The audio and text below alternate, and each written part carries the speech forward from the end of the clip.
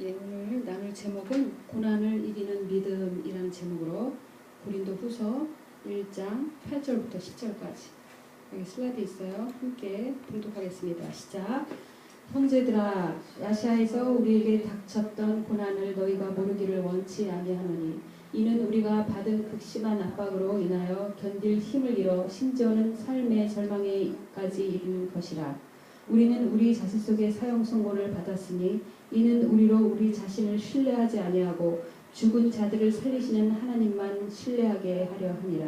그분께서 우리를 그처럼 극심한 사망에서 구해내셨으며 또 구해내고 계시니 그분께서 여전히 우리를 구해내실 것이라고 우리는 그분을 신뢰하노라. 아멘. 예, 고린도 후서 1장 1절에서 7절까지 이렇게 보면 1절 7절까지는 우리에게 위로를 주시는 하나님에 대해서 묘사하고 있어요. 그리고 지금 읽은 본문은 하나님만을 신뢰하는 마음을 나타내고 있어요. 본문 오늘 방금 읽은 8절에 보면 형제들아, 아시아에서 우리에게 닥친 고난을 너희가 모르기를 원치 아니하노니 이는 우리가 받은 극심한 압박으로 인하여 견딜 힘을 잃어 심지어는 삶의 절망에까지 이른 것이라. 누구나 우리는 살아가면서 삶이 절망스러울 정도로 아픈 시간들이 한 번쯤은 다 있어요. 그렇죠? 한 번이 아니라 두 번, 세 번 연달아 오는 사람도 많이 있고요. 사방이 우겨쌈을 받는 것처럼 완전히 다 막혀서 정말 숨을 제대로 쉴 수 없을 정도로 극심한 정말 사망에 이르는 그런 길에 있는 자들도 있습니다. 여러분은 어려움에 닥치면 어떻게 합니까? 친구를 찾나요? 친구를 찾아서 얘기합니까? 아니면 남편이나 아내, 아니면 우리들의 자녀, 아니면 나랑 가장 친한 어떠한 집사님 이렇게 찾아갑니까? 때로는 목사에게 가기도 하고요. 또 예언기도를 받으러 돌아다니기도 하죠. 이렇게 다양한 행동을 하게 되는 것입니다. 제가 지난주에 운동을 하다가 여기 팔이 인대가 늘어나서 마침 침 맞으러 한의원에 갔었어요. 근데 거기에 원장이 침을 놓으면서 제가 살아온 이야기를 간단하게 간증을 하더라고요. 자기는 피부가 너무 피부병이 심해서 눈을 손가락으로 이렇게 벌리면서 떴대요. 눈이 안 떠지고. 그리고 막 빽싹 마르고 또 갑상선도 있고 뼈도 아프고 해서 온몸이 아파서 도저히 일어날 수 없는 걷지도 못한 상황이 있었대요. 그래서 하나님을 얼마나 원망하고 나를 왜 이렇게 만드냐고 끝도 없이 원망하면서 살았대요. 그랬는데 사람들이 아프니까 이제 신방 많이 올 거 아니에요? 동료도 많이 오고 오는 사람마다 네가 믿음이 없어서 그래. 그래서 막 어깨를 치고 가고 응? 그리고 네가 기도하지 않아서 그래. 네가 죄가 많아서 그래. 그런 사람들이 한마디씩 하고 왔대요. 근데 자기는 다른 건 다 견딜 수 있었지만 사람들이 그렇게 그런 말들 때문에 상처가 더 큰 상처를 받았다고요.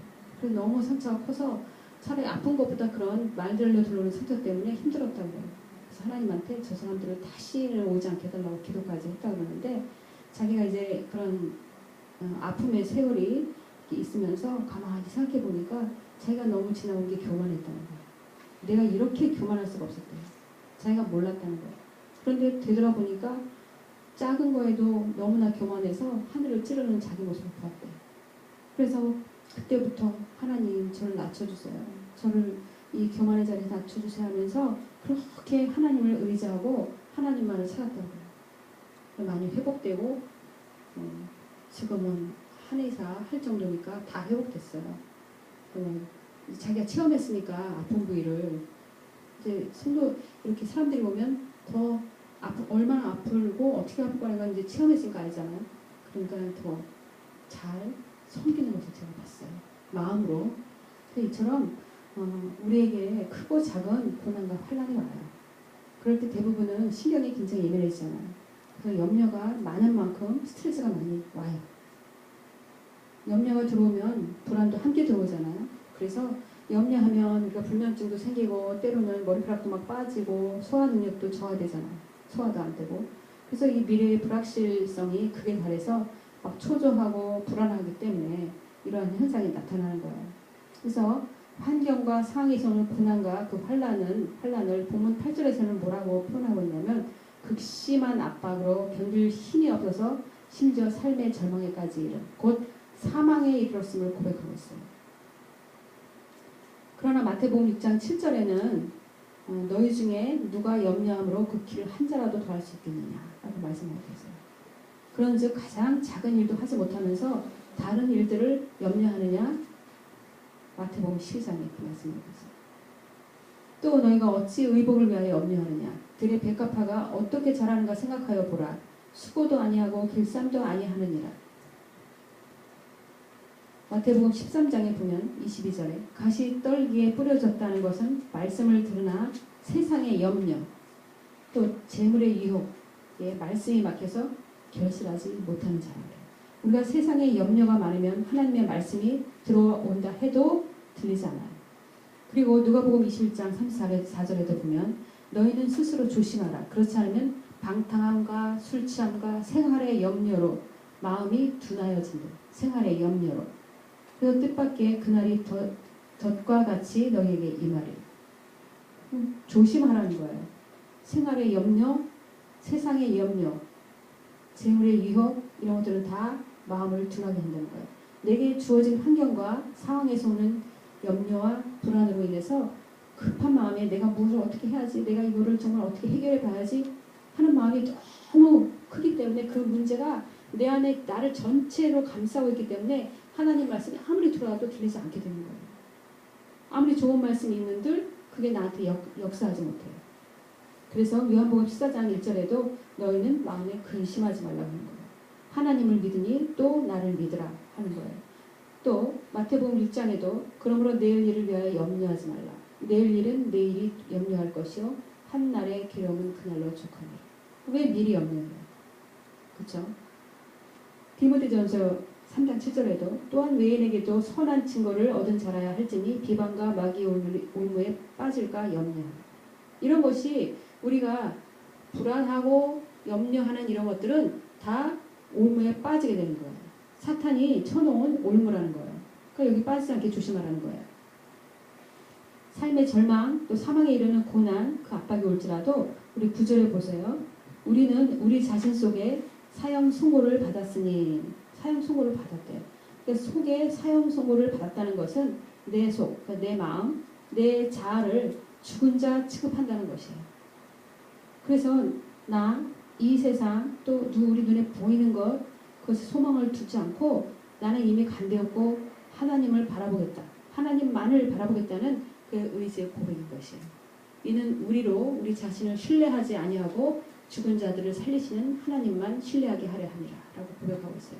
본문처럼 내 자아가 죽은 자는 자아를 부인하는 자는 주님을 따를 수 있어요.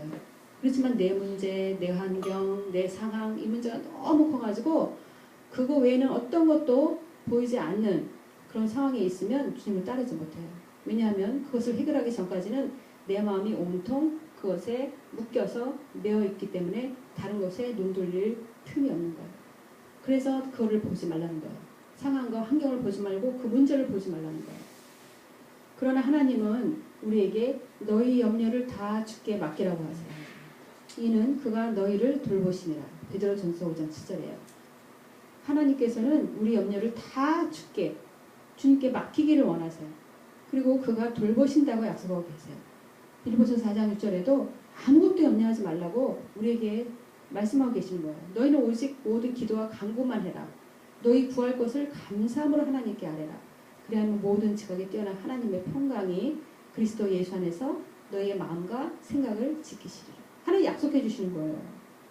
너네 근심 걱정이 있어? 다 나한테 맡겨. 너네는 오직 기도와 간구만 해. 그리고 감사함으로 아뢰. 그러면 내가 네 마음에 평강을 줄 거야. 너의 생각도 다 지켜줄 거야. 하고 약속하고 계시는 거예요. 그럼 믿는다는 것이 무엇이에요? 어려움이 닥쳤는데 어떤 사람은 딱 닥쳤는데 어떤 사람은 근심 걱정 하나도 안 하는 사람이 있어요. 그러면 사람들이 그냥 그 사람 볼 때 뭐라 그래요? 저 사람 뭐 믿는 구석이 있나 봐. 어디 돈을 큰 보따리 은행에 있나 보지? 그러니까 저렇게 태어나지. 믿는 구석이니까 저렇지 하고 말하잖아요. 그러니까 믿는 구석이 있는 사람은 태어나요. 담대해요.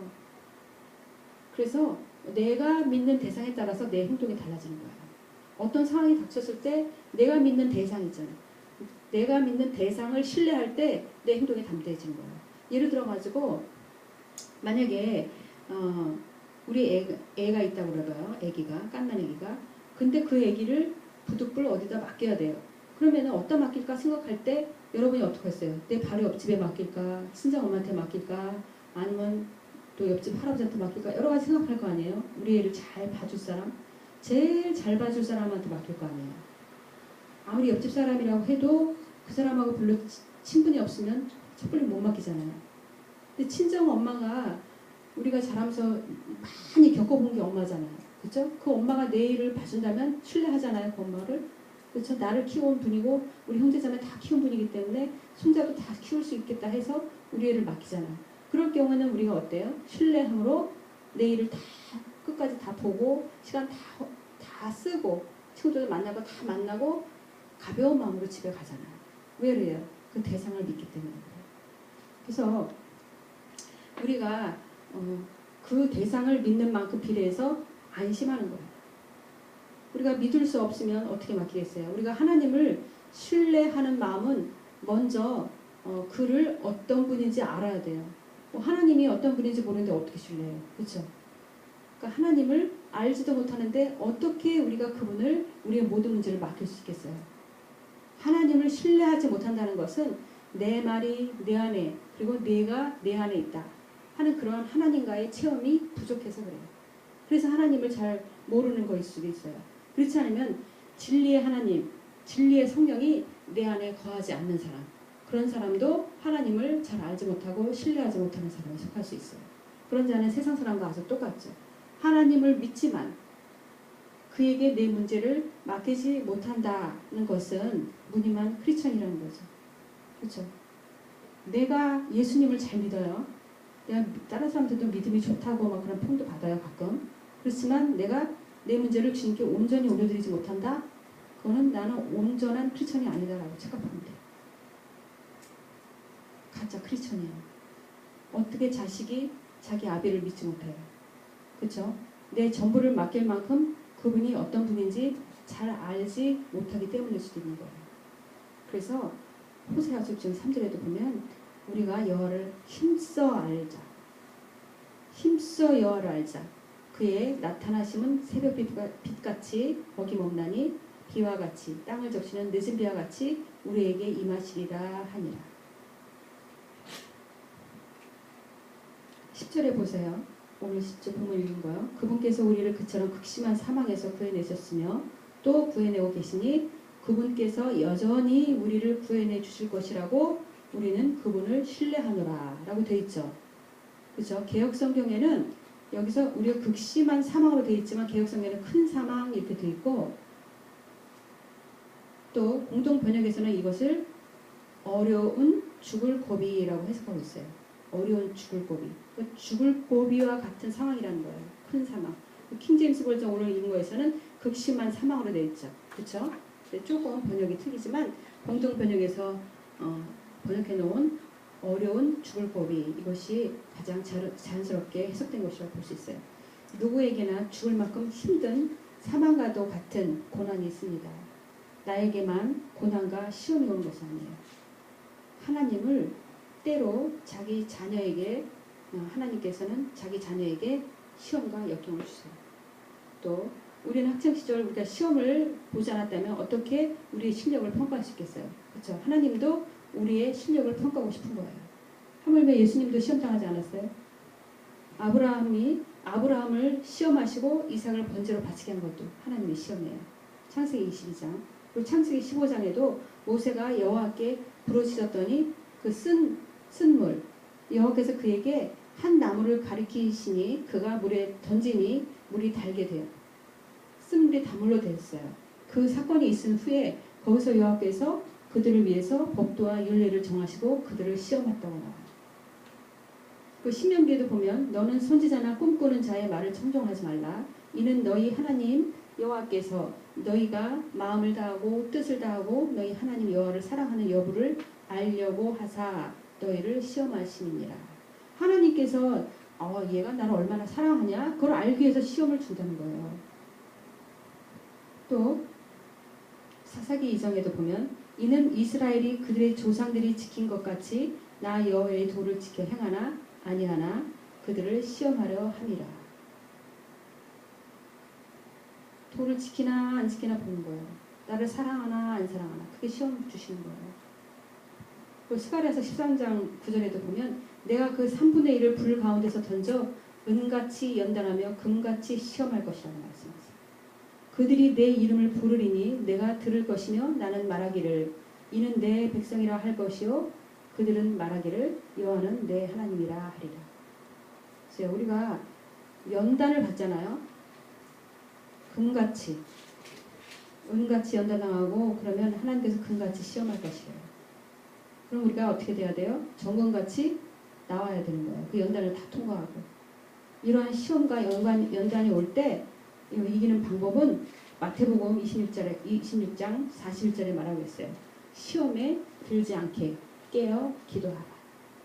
그래서 여호와여 나를 살피시고 시험하사 내 뜻과 내 양심을 단련하소서. 주께서 내 마음을 시험하시고 밤에 내게 오셔서 나를 감찰하셨으나 흠을 찾지 못하였사오니 내가 결심하고 입으로 범죄하지 아니하리다. 이러한 담대한 마음으로 그분 앞에 나가야 돼요. 주님, 나를 살피고 나를 시험해 주세요. 내 뜻과 내 양심을 단련해 주세요 하고 주님께 나와야 돼요. 그리고 주께서는 나를 모든 악한 일에서 구해내시고 그의 하늘나라에 이르기까지 나를 보호하시리니. 하나님을 신뢰하는 거죠. 이 악한 일에서 나를 구원하시는 하나님. 그리고 나를 하늘나라, 하나님 나라에까지 나를 이르게 하시고 또 나를 보호하시는 하나님. 그 하나님을 신뢰할 때 그 하나님으로부터 연단과 고난과 시험을 받아도 그것을 이길 힘을 달라고 기도하게 되는 거예요. 그분이 나를 위해서 하시는 거기 때문에. 나를 사랑하시기 때문에. 그렇죠? 하나님을 완전히 의지하고 순종하는 것을 안식이라고 해요. 안식. 그래서 안식은 사바트라고 그러는데 이 쉬다, 무슨 일을 마치다, 또 경축하다 그런 의미가 있어요. 그래서 하나님께서 6일간 천지를 창조하시고 쉬셨잖아요. 안식하셨잖아요. 하나님을 온전히 신뢰하고 순종하는 사람은 하나님이 주시는 평강으로 안식으로 들어가게 돼 있어요. 고난과 고통, 그 연단은 우리 하나님의 자녀라면 어느 누구도 피해갈 수는 없어요. 결코 피해갈 수 없어요. 우리는 단지 그것을 견딜 힘을 달라고 기도하면서 하나님 안에 거하고 또 하나님의 은혜를 입고 그의 형상대로 지어져 가는 존재들인 거예요. 그렇기 때문에 고난이 왔을 때 하나님을 원망하고 자기 연민에 빠져서 내가 나를 불쌍히 여겨서 울고 불고 하는 것. 그렇게 하지 말고 그것은 애통하는 거 달라요. 애통은 펜테오라고 해서 울부짖다는 뜻인데 창자가 끊어져 나가는 슬픔과 비애 그걸 말해요. 그게 애통이에요. 진정한 애통은 내가 죄인됨이 통렬하게 드러나서 정말 표하는 사자처럼 울부짖는 것. 그것이 애통함이에요. 나를 연민하는 거랑 틀려요. 내가 스스로 내가 불쌍해서 흘리는 눈물하고 아주 틀린 거예요. 내 신세가 왜 이 모양인가 하면서 우는 것은 자기 연민이에요. 이것이 사탄이 주는 자기 비하고 자책감일 뿐이에요. 사탄은 이 마음을 먹게 하는 거예요. 너 그거밖에 안 돼. 너는 하나님의 자녀지만 너는 겨우 그거밖에 안 되는 존재야 라고 자꾸 부추겨요. 우리가 하나님의 거룩한 자녀라는 걸 까먹게 해요. 그래서 그렇게 마음을 먹게 해서 하나님의 자녀가 되는 권세나 하나님의 자녀가 되는 자존감 이거를 무너뜨리려는 사단의 속셈인 거예요. 사단의 유혹이에요. 속지 말아야 돼요. 이제 그분이 왜 고난을 주시는지 우리 이제 알았잖아요. 그렇죠? 하나님께서 얘가 나를 사랑하나 사랑하는 여부를 알려고 시험을 주신다고 했고 또 얘가 하나님의 도를 지키나 행하나 안 하나 하려고 시험도 주신다고 했어요. 그랬을 때 그렇게 알았기 때문에 우리가 이러한 고난과 환난이 올 때 내가 그분의 형상대로 지어져가는 중이로구나 하고 알아야 돼요. 나한테 고난이 오면 나를 우리 하나님께서 쓰시기에 합당한 그릇으로 만드시는구나 그렇게 알아야 돼요. 그리고 하나님 나라로 나를 이끌고 가시는구나 라는 것도 알아야 돼요. 하나님은 우리를 만세전에 택하셨잖아요. 그래서 우리가 구렁텅이에 빠지고 사단의 유혹에 무너져 내리는 것을 원하지 않으세요. 하나님이 그런 과정 속에 있는 우리를 끝까지 붙잡고 가게 하시는 거예요. 하나님 나라로 이끌고 가세요. 무릎이 깨지고 자빠져도 하나님은 이렇게 세우시라도 데리고 가세요. 그래서 이 세상 소망을 다 끊어주세요. 이 세상에 붙들고 가야 하는 모든 내 자아를 챙기는 것, 내 가치를 챙기는 것들을 일일이 다 끊게 하시는 거예요. 왜 그러냐? 그렇게 해야 자기가 부인되어지고 그렇게 해야 하나님 나라로 가기 때문이에요. 하나님 그 길로 인도하시는 거예요. 그게 하나님의 자녀라는 사인이에요. 내가 평탄하고 아무런 힘든 것이 없다? 그럼 하나님이 날 사랑하나? 그걸 의심해 봐야 돼요. 하나님이 정말 사랑하는 자들은 자기가 부인되어지고 자기가 망하는 자, 그 안에 놓여졌을 때도 주님의 손을 놓지 않고 가는 자예요. 하나님은 그런 자를 원하시는 거예요. 아, 그러면 하나님께서 내가 내 자아가 부인되도록 이렇게 직접 터치해 주시고 이끌어 주시는구나 라는 걸 알아야 돼요. 왜 나한테 이런 일이 있어요? 왜 나만 이렇게 힘들어요? 왜 나는 맨날 이렇게 지질이 궁상이하고 원통이 할 거 없어요? 그렇게 하면 안 돼요. 그렇게 하면 안 되고 하나님 이 고난을 통해서 내가 무엇을 버리기 원하십니까? 내가 얼마나 낮아지기 원하십니까? 내가 주님과 어떻게 동행하기 원하십니까? 하고 주님의 소리를 자꾸 들으려고 해야 돼요. 그래서 이러한 극심한 사망, 이런 고난이 올 때 이 문제에서 또 이 상황에서 이 현실에서 나를 구원해 내실 분, 그분은 하나님밖에 없구나. 내가 그분만을 신뢰해야 되겠구나. 내가 그분을 끝까지 붙잡고 가야 되는구나. 하나님, 저에게 이길 힘을 주시옵소서. 아버지 하나님, 저에게 기도의 끈을 놓지 않게 저를 꼭 잡아주시옵소서. 기도해야 되는 거예요. 더욱더 매달려 기도해야 돼요. 그래서 우리 모두 하나님 나라로 완성되어 가는 하나님 나라의 백성으로 거듭날 때 우리는 진정으로 담대함을 소유하게 되는 거예요. 흔들리지 않아요. 하나님이 나를 붙들고 가신다? 그럼 누가 흔들려요? 그렇죠? 하나님이 나를 인도하시는구나. 나를 하나님 나라의 길로 데려가시는구나 라는 걸 알면 흔들리지 않죠.